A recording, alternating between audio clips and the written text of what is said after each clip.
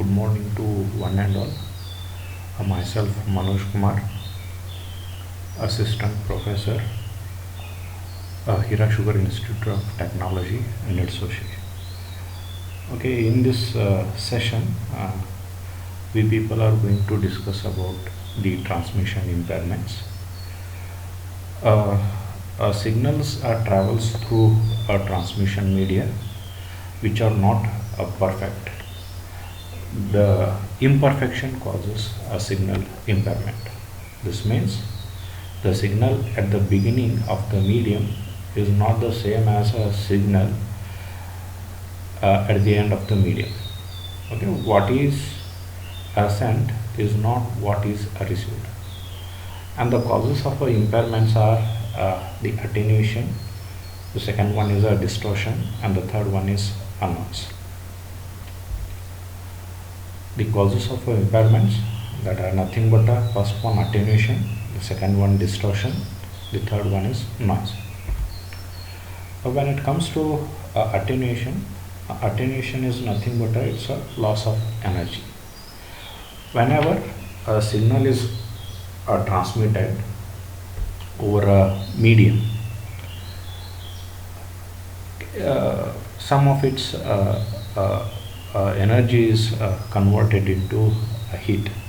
That is nothing but it loses some of its energy in overcoming the resistance of the transmission medium. If you look at while transmitting certain information over a cable, the cable gets heated or gets warm.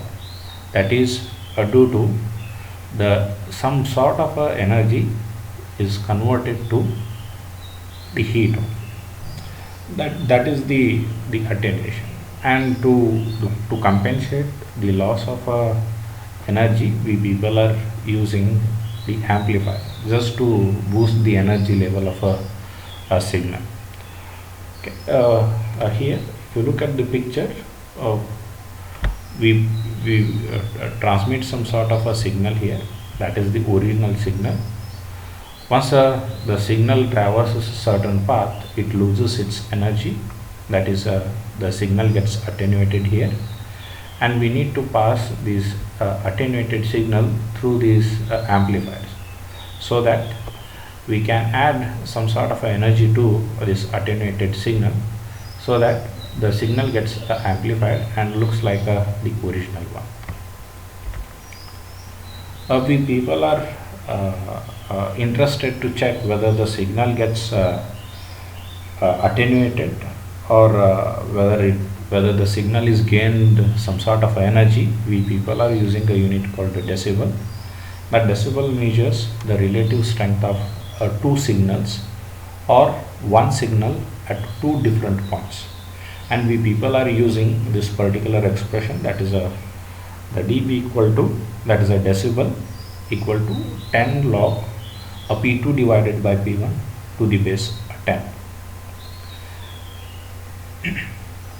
Maybe the P1 as well as a P2, we people measure this the strength of a signal in terms of voltages, as well as we express dB in terms of power only. Suppose a signal travels through a transmission medium and its power is reduced to 1/2. This means that the P2 is a half of P1. In this case, the attenuation, that is a loss of power, can be calculated as a 10 log of P2 divided by P1 to the base 10 here. Suppose if you substitute the P2 value, that is a 0.5 of P1, on that case we people are getting, that is the P1 gets cancelled out here, 10 into log 0.5 to the base 10. Okay, and we people are getting a minus 3 dB here. That minus indicates that the signal has lost some of its energy. Okay, and the positive value represents the signal gained the energy. that is, the signal gets amplified. A signal travels through an amplifier and its power is increased 10 times. This means the P2 is equal to nothing but 10 times a P1 here. In this case, the amplification, that is gain of power, can be calculated as we are using the same expression here, that is a 10 into log P2 divided by P1 to the base 10 here. Here I am substituting a P2 value, that is a 10 times of a P1 here. Okay, the P1 gets cancelled out here. 10 into log 10 to the base 10. Here we people are getting some sort of a value as a 10 dB. Okay, that positive sign simply indicates that the signal is amplified one.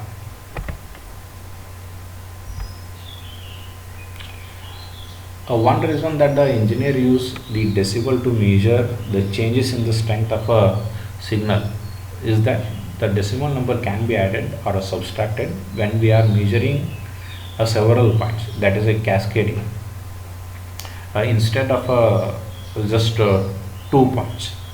Okay, if you look at this particular scenario, your signal, we people are measuring, that is a signal is transmitted over these particular points, that is a P1, P2, P3 and P4, and we have computed the strength of energy at these 3 different stages.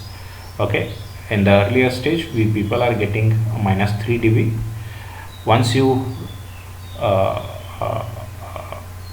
amplified that signal, we people are getting a 7 dB, and once it traverses some more path at a later stage, we people have already computing that we people are getting minus 3 dB here. Suppose if you add all these terms, minus 3 dB plus 7 dB minus 3 dB, on that case we people are getting 1 dB as a solution. That indicates your signal is amplified. The second cause of impairment, that is nothing but a distortion. The distortion is nothing but the signal changes its form or shape. A distortion can occur in a composite signal that is made up of different frequencies. Each signal component has its own propagation speed through that medium. Therefore, its own delay in arriving at the final destination, and these differences in a delay can create differences in phases. Okay, here we people have components that are in a phase at the sender side. Okay, and this the composite signal, that is made up of all these components. Okay, and they have their own propagation delay over a transmission period, and because of those delays, the destination receives out of phase components. That is mainly because of the differences in a delay that creates a phase difference if the delay is not exactly same as the period duration. Okay, and here we people are getting some sort of a composite signal that is not at all same as the one that is at the sender side. The third one, that is a noise. Noise is another cause of impairment. There are several types of noise we have. Either it may be a thermal noise, or it may be a induced noise, or it may be a crosstalk, or it may be a impulse. When it comes to the thermal noise, the thermal noise is nothing but the random motion of electrons that generates or creates an extra signal that is not originally sent by the transmitter. The second one, that is the induced noise, where the induced noise we people are receiving from the different sources like motors, vehicles, and etc. or so on. These devices acts as a transmitting antenna, and a medium acts as the receiving antenna. The third one, that is a crosstalk, that is a effect of a one wire on another wire. Okay. The fourth one, we have the impulse, that is nothing but a spike. The signal gets a high amount of energy within a short period of a time. That is due to the lightning or some sort of a power lines, and so on and so forth.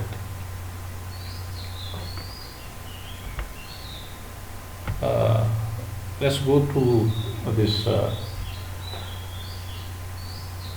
Before we go through the certain parameters that are dealing with computing the theoretical bitrate limit, even we people are very much interested in another measurement, that is a signal to noise ratio. When it comes to signal to noise ratio, that can be defined as a ratio of average a signal power to the average noise power. Okay. Here we go. In this particular example, we people are having a signal. The power of a signal is a 10 milliwatt, and the power of the noise is 1 microwatt. What are the values of a SNR and a SNR dB? The values of a SNR is nothing but the SNR can be calculated by the signal power to the noise power. That is a ratio of a signal power to the noise power. The signal power is a 10 milliwatt, and the noise power is a 1 microwatt. Okay, if you solve this one, we people are getting around 10,000. The second one, we people, as if you look at this signal to a noise ratio, we people are expecting a good quality signal at the receiver side. We people are not at all interested in some sort of a noise at the destination. If a SNR, if we have a low SNR, on that case we can say that your signal is highly affected by the noise. If you receive some sort of a high SNR, that indicates the signal is less affected by the noise. As we people, when it comes to the SNR, that is a ratio of 2 powers, we can say that. As well as we people are very much interested to describe this SNR in terms of a decibel also. For that purpose, we people are using this particular expression, that is a SNR dB. Okay, that can be computed by using a 10 log the SNR to the base a 10 here. That is a 10 into log 10 to the power 4 to the base 10.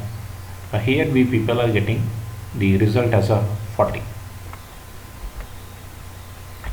The value of a SNR and SNR dB for a noiseless channel are, here we people are interested to compute what is the SNR as well as a SNR dB for a noiseless channel. Here for a noiseless channel, the noise, there is no noise at all. Okay, for that purpose the average noise power is 0 here. Okay, when it comes to computing a SNR, the signal power divided by 0, that leads to infinity.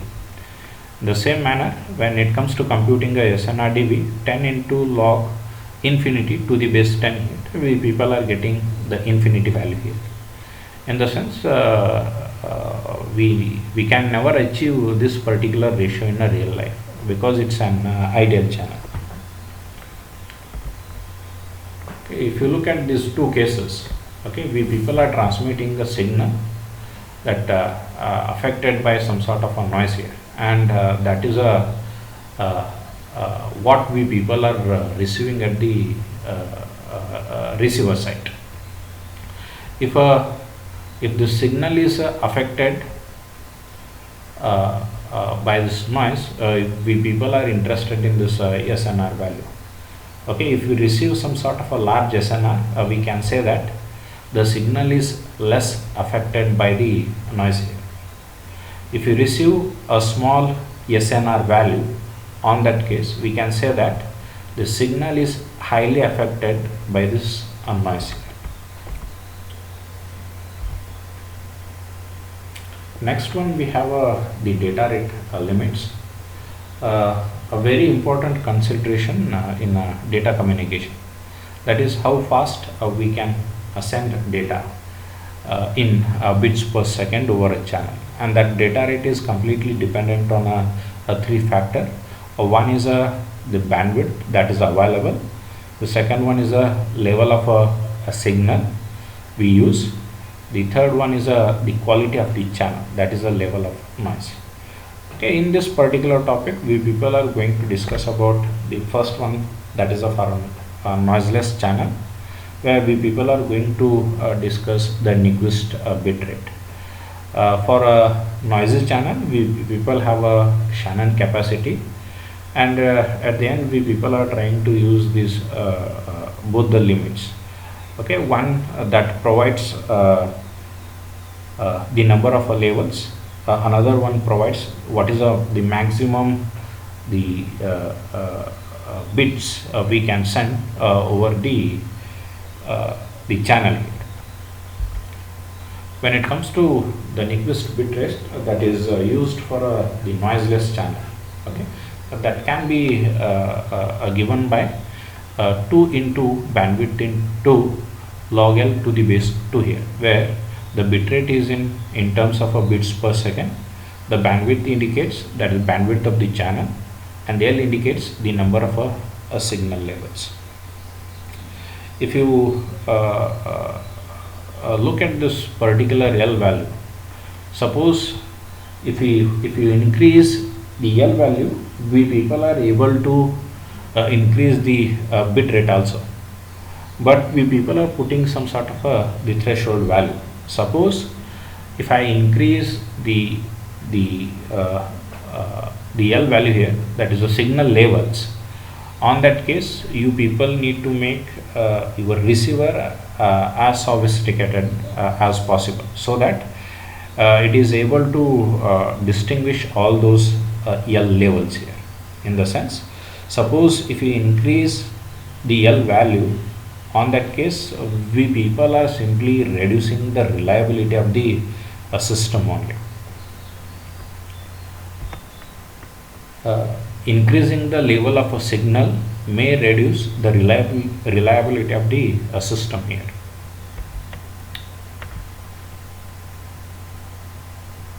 Does the Nyquist bit theorem agree with the institutive bit rate described in a baseband transmission? They match when we have only two levels. Okay, we said in a baseband transmission the bit rate is 2 times the bandwidth if we use only one first harmonic, the first harmonic in the worst case. However, the Nyquist formula is more general than what we derived intuitively. It can be applied to a baseband transmission and a modulation. Also, it can be applied when we have 2 or more levels of signals. Okay, let's go through this particular example. Consider a noiseless channel with a bandwidth of 3000 Hz transmitting a signal with 2 signal levels. The maximum bit rate can be calculated by using the Nyquist bit rate, that is a bit rate equal to a 2 into bandwidth into log L to the base 2 here. Okay, the bandwidth that is given here, that is a 3000 Hz, and the signal level, that is a 2 here. Suppose if you solve this particular expression, we people are getting 6000 bits per second. Okay, let's go through another problem that is very similar to the previous one. In this particular case, we people are using the same parameter except this the signal levels. In the previous case, we people have used 2 signal levels. In this case, we people are using 4 signal levels. And here we people are computing what is the maximum bit rate here. Suppose if you substitute these values, we people are getting around 12,000 bits per second here. As we discussed in the earlier slides, can we increase this L value according to our need? Because just to achieve some sort of a larger bit rate. Suppose if you go on increasing this L value, at the other side, if we people are introducing a complexity, that is, your destination should and must be able to identify as well as distinguish among all those L different signal levels. Okay, in the sense, suppose if you introduce more number of signal levels, that simply reduces the reliability of the system here. In this particular example, we people are interested to compute the L value. Okay, we need to send a 265 kbps over a noiseless channel with a bandwidth of 20 kilohertz. Okay, here they have already given a bit rate and a bandwidth of the channel here. How many signal levels do we need? Just we people are trying to substitute these values over this Nyquist formula. That is a 2,65,000. That is the bit rate here. That is in terms of bits per second. Equal to 2 into 20,000. That is 20 kilohertz of a bandwidth we have, into log L to the base 2 here. That is, we need to compute the L value there. Log L to the base 2 equal to 6.625 we people are getting, and here we people are getting L value as a 98.7 level. Since this result is not a power of 2 here, we need this L value as a power of 2 here. For that purpose, we need to I need to increase the number of levels, or we need to decrease or reduce the bit rate here. Suppose if you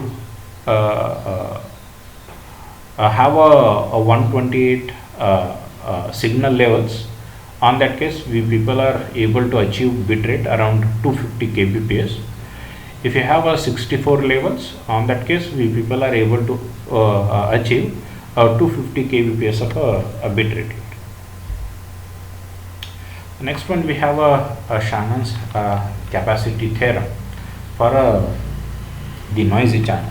Okay, we don't have a ideal channel that transmits a signal without any kind of a problem. That is, there are hurdles we people are receiving whenever we transmit some sort of a signal. Signal gets attenuated, it loses some sort of energy, okay, or it gains certain energy, as we people discuss in case of a spike. Okay, we people are facing certain problems, and when it comes to Shannon capacity theorem, that simply provides what could be the maximum the capacity of the channel in terms of bits per second. That is nothing but a maximum number of bits we people are able to transmit over this noisy channel. That can be given by B into log 1 plus SNR to the base 2 here, where C defines the capacity of the channel in terms of bits per second, B defines the bandwidth of the channel, and the SNR a signal to noise ratio. Signal to noise ratio.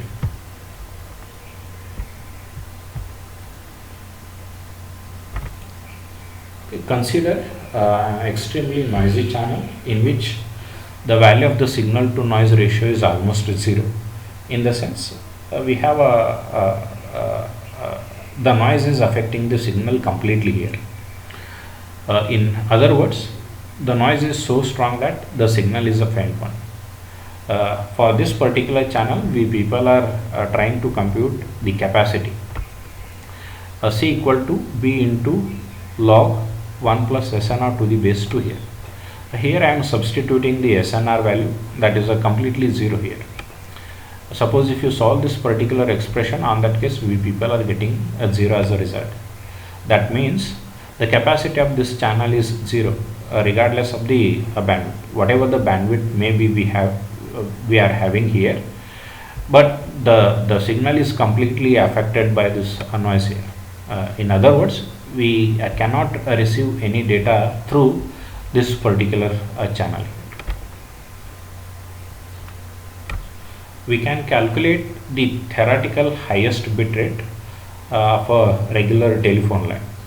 A telephone line normally has a bandwidth of a 3000. Okay, the signal to noise ratio is usually around 3162. For this particular channel, the capacity is calculated by using the Shannon capacity theorem here. Okay, we people are just substituting a bandwidth here, that is a B value as a 3000 and a SNR as a 3162. Okay, if you solve this particular expression, we people are getting around 34,860 bits per second. This means that is the highest bit rate for a telephone line, that is around 34,860 kilo bits per second here, or 34.860 kilobits per second. If you want to send data faster than this one, we can either increase the bandwidth of the line, or we need to improve the signal to noise ratio.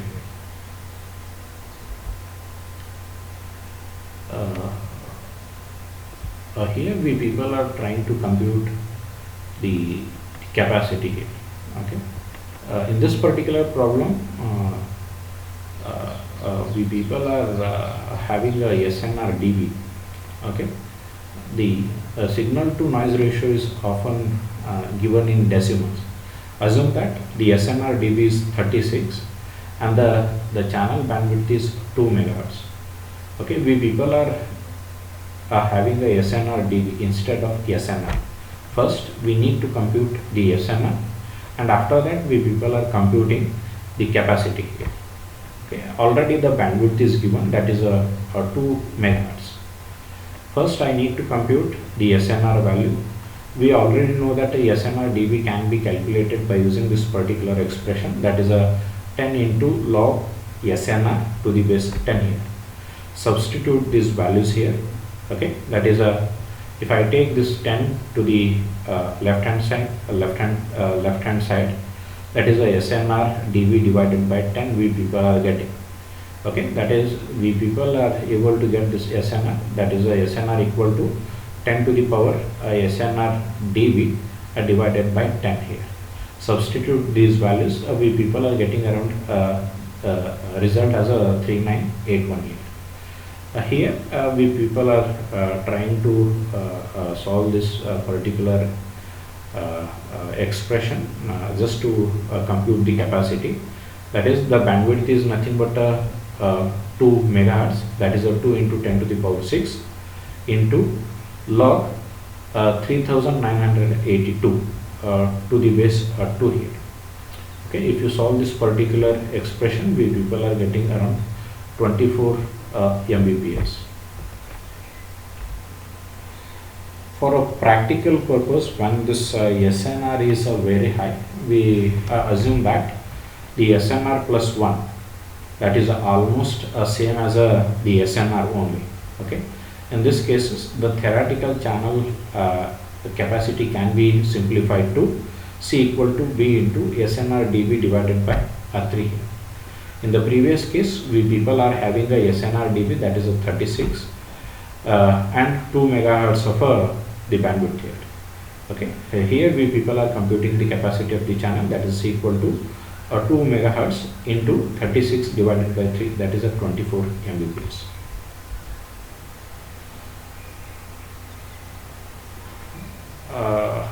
In this particular example, we have a channel with 1 megahertz of bandwidth, and the SNR for this channel is 63. What are the appropriate bit rate and the signal level? Here people are computing the upper limit by using this Shannon formula, that is C equal to B into log 1 plus SNR to the base 2 here. Okay, 10 to the power 6 into log 1 plus 63 to the base 2 here. And here we people are getting around 6 Mbps as a result. In the previous example, we people are getting this 6 Mbps as a result by using this Shannon capacity theorem. Suppose for a better performance, if we use or if we transmit the information at this particular rate, that is a 4 Mbps. On that case, we people are able to use this Nyquist formula just to find the number of signals. That is a 4 Mbps equal to 2 into, that is a bandwidth, that is a 1 megahertz into log L to the base 2 here. That is L equal to 4 we people are getting. That is nothing but we people are trying to use both these theorems. One is a Nyquist bit rate theorem, another one is a Shannon capacity theorem. Okay, the Shannon capacity theorem that provides some sort of what could be the maximum bit rate or the capacity of the channel, where the people are able to transmit the bits over the channel. And the Nyquist formula tells us how many signal levels we need. Okay, this Shannon capacity gives us the upper limit, that is the maximum bit rate in terms of bits per second. When it comes to Nyquist formula, that gives us how many signal levels we need. The next point, we have the performance. That is the important aspect when it comes to networking. That is the performance of a network. We people are very much interested to know how good it is. Okay, where we people are very much interested in the quality of services, the overall measurement of the network performance also. In this particular section, we people are going to deal with what exactly mean by bandwidth, throughput, latency, bandwidth into a delay product. In networking, we use the term bandwidth in two contexts. One is a bandwidth in hertz. The second one is the bandwidth in terms of bits per second. The first one refers to the range of frequencies in a composite signal, or the range of frequencies that a channel can pass. Okay, where we in the later one we can define the number of bits we can send over a transmission medium. Okay, that is a bandwidth in terms of bits per second, refers to the speed of a bit transmission in a channel or a link. The throughput is nothing but how fast we can send data through a network. If you look at a throughput and a bandwidth, both looks like the same one, but in reality they are a completely different one. Okay, the throughput is a actual measurement, that is how fast we can send, whereas the bandwidth is the potential measurement of the channel or a link, you can say that. Okay, for example, consider we have designed a highway that is able to provide some sort of services for 1,000 vehicles per minute. Okay, from point to another point here. Okay, suppose if that particular place is affected by some sort of a traffic jam, on that case a providing service may be reduced to a 100 cars per minute, or it may be to a 200 per minute. Okay, so in the sense, if we have a bandwidth a big bits per second, and we have a throughput that is x bits per second, on that case the throughput is always lesser than the bandwidth, that is x is always less than b here. The next one, we have the latency. That latency is nothing but how much time that entire message takes to reach the destination completely from the time the first bit is sent out from the source. Okay, when it comes to this latency, these are the contributing factors. The first one, that is a propagation delay. The next one is the transmission time or a transmission delay. The third one is a queuing delay. The fourth one is the processing delay. All these are the contributing factors to this term called a delay. When it comes to the propagation delay, that measures the time required for a bit to travel from source to destination. The propagation delay is nothing but the how much time this one bit takes to reach the destination from the source. That can be computed by using this particular expression, that is a propagation delay equal to distance divided by a propagation speed. The next one is we have a transmission time or a transmission delay. When it comes to the transmission time, we people are not at all sending a one bit. Okay, we transmit the message. Okay, that is n number of bits we people are transmitting in a chunks here.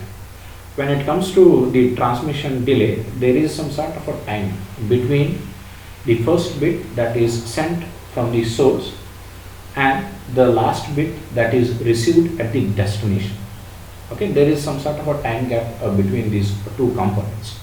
Okay, when it comes to this transmission delay, that is completely dependent on two components. One is the message size, another one is the bandwidth of the channel, and that can be computed by using this particular expression, that is a message size divided by the bandwidth.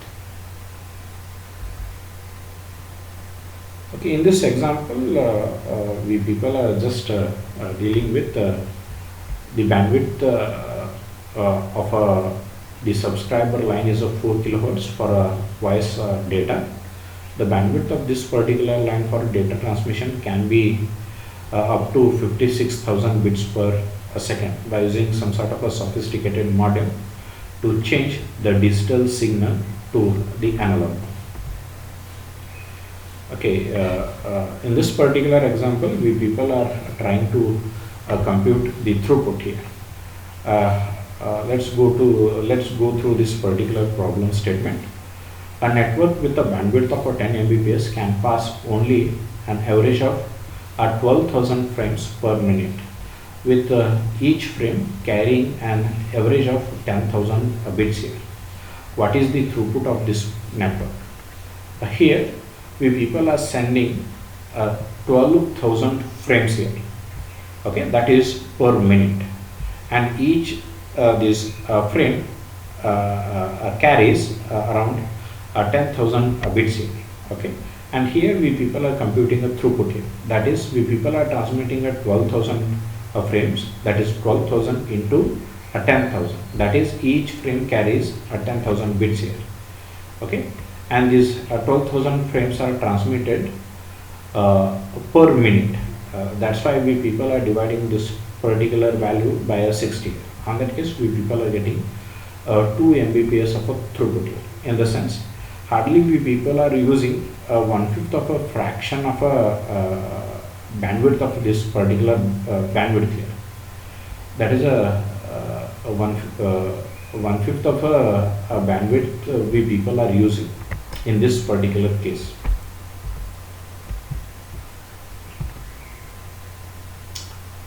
What is the propagation time if the distance between two points is 12,000 km? Assume the propagation speed is 2.4 into 10 to the power 8 meter per second in the cable. We people are just substituting these values in this particular expression. We already know that how we people are computing that propagation delay or propagation time. That is the distance divided by the propagation speed. The distance between a 2 point, that is the source and the destination, is nothing but a 12,000 km. 12,000 into 1000. I am just converting this in terms of meters here. Divided by 2.4 into 10 to the power 8. Here we people are getting 50 milliseconds. That is nothing but a bit can go over the Atlantic Ocean in only 50 milliseconds if there is a direct cable between the source and the destination.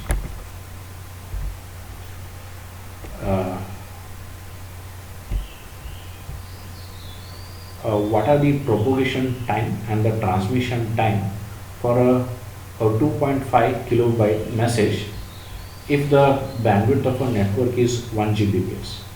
Assume that the distance between the sender and the receiver is 12,000 km and the light travels at the speed of a 2.4 into 10 to the power 8 meter per second. That is a very similar to the previous one. In this particular example, hardly we people are computing this particular another factor, that is the transmission time. In this the propagation time we people are getting, that is a 50 milliseconds. When it comes to transmission time, we people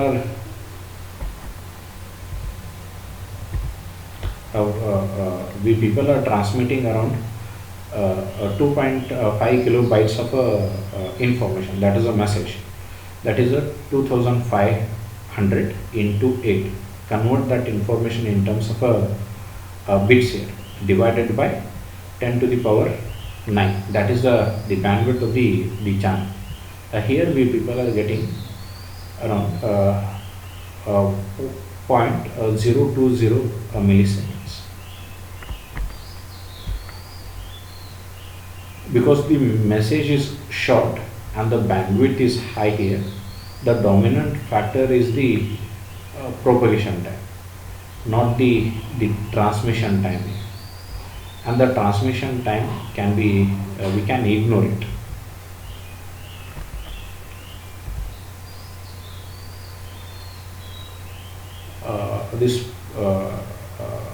This particular example is same as the previous one. What are the propagation time and the transmission time for a 5 megabytes message if the bandwidth of the network is 1 Mbps?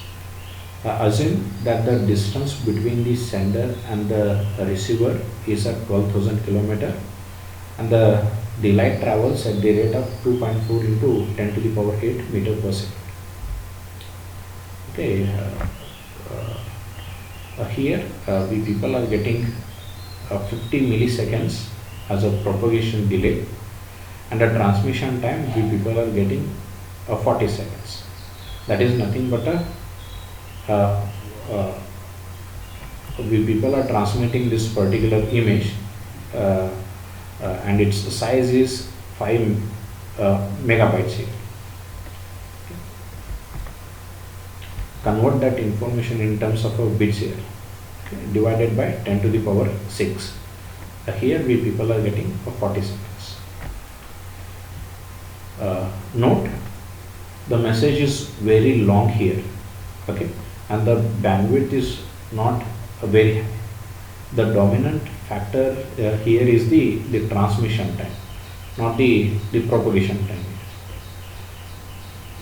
The propagation time can be ignored. I can ignore this the propagation time in this case.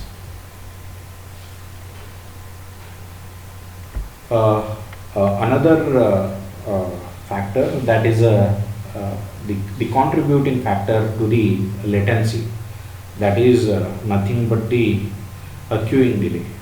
Okay, we people have some sort of a number of intermediate nodes.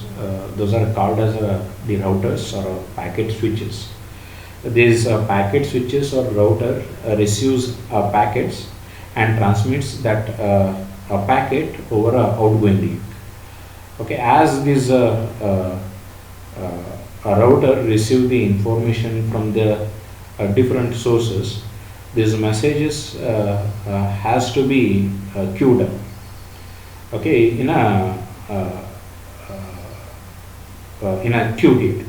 Okay, that queuing time simply varies over a period of a time. That is completely dependent on the congestion that is present within a network, or the traffic that is present within a network.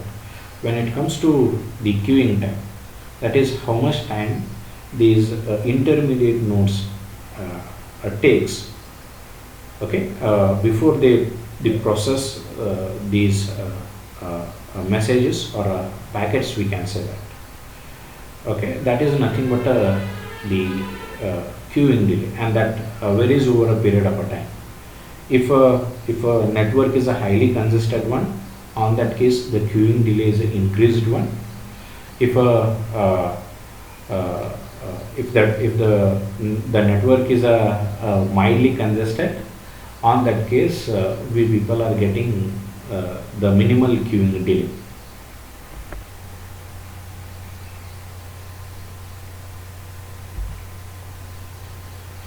We people are having two important performance metrics.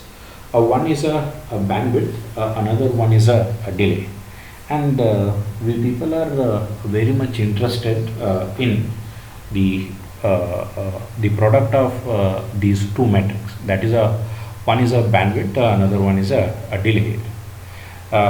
In this particular scenario, consider we have a bandwidth for 1 bit per second. That is, we people are able to transmit only 1 bit per second here, and the delay between the two stations, that is the sender and the receiver, is 5 seconds. In this particular example, we people sending a 1 bit here.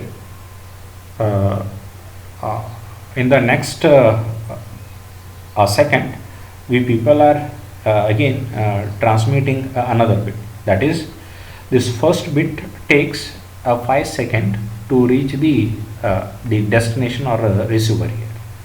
Okay, whereas at the same time we people are injecting some more bits over this channel, and we people are interested in what could be the maximum number of bits we can inject or we can put over this particular link, where we people are interested in how many maximum number of bits that should and must be present over this particular link at any point in time here. Okay, that is initially we people transmit a first bit. In the next second we people transmit another bit. In the third second we people transmit another bit. In the fourth second we transmit another bit. In the fifth second we transmit another bit here.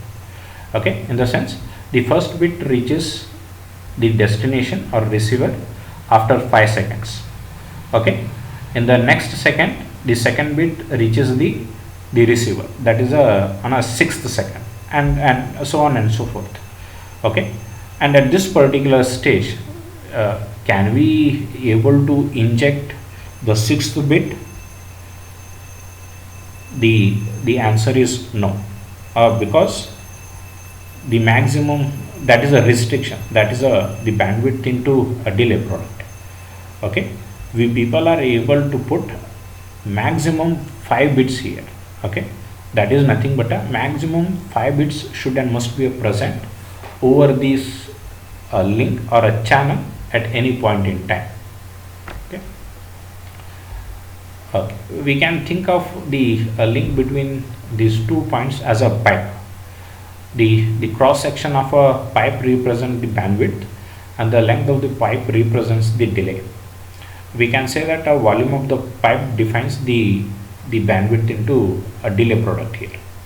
Okay. uh, uh, that is a picture here. Okay. This the length of the pipe defines the delay, the cross section defines the bandwidth, uh, the volume that defines the product of these two terms. One is a bandwidth, another one is a delay. Okay. That represents how many number of bits should and must be present at any particular point in time over this channel here. Okay. Should we may not able to transmit more than that. In this particular example, we people are transmitting we have a bandwidth that transmits around 5 bits per second here, and we have a delay of 5 seconds here. Okay. The bandwidth of a delay product, that is nothing but a 5 into 5, that is a 25 bits here. Okay. That is, in the first second we people are transmitting the first 5 seconds, that is a bit duration is 1 divided by 5 here, that is we people are getting around 0.20, that is a bit duration here. Okay. That is, within that a fraction of a second you people are injecting a bit here. Okay. In the first second we people are transmitting the first 5 bits. In the next second again we people are injecting another 5 bits into the network here. In the third second again we people are injecting another 5 more bits into the network here. Okay. That is what could be the maximum number of bits should and must be present over this particular channel. That is a bandwidth into a delay product. That is a bandwidth is nothing but a 5 bits per second, and delay is nothing but a 5 seconds. Okay. And here we people are getting around 25. That is, the 25 bits should and must be present on this particular link at any point in time. The last one we have the jitter. Okay. That jitter is nothing but a variation. Okay. Variation in the arrival of a packet at the destination. Most of the time we people are receiving this particular problem. Okay. Because of a varying bandwidth, you can say, because of a congestion, some intermediate node may discards the incoming packets discarded by the incoming number of intermediate nodes. There are a number of factors that affects this particular term called a jitter. When it comes to defining that jitter, there is a variation in the arrival of packets, we can say that. Most of the time we people have gone through this particular scenario while watching some sort of videos over YouTube or some other platform that provides some sort of a multimedia transmission. Okay. This particular session, we people have gone through what exactly mean by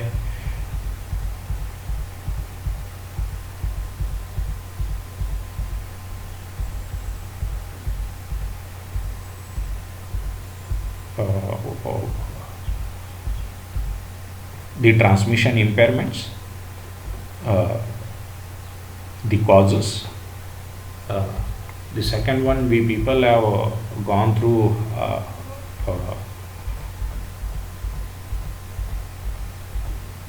the data rate limits.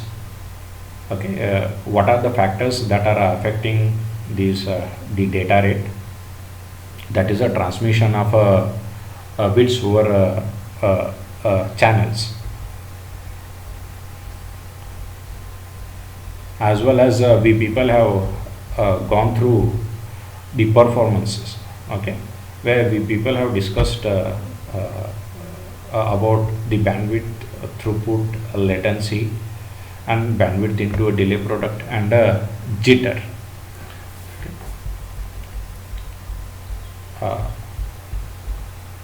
Thank you.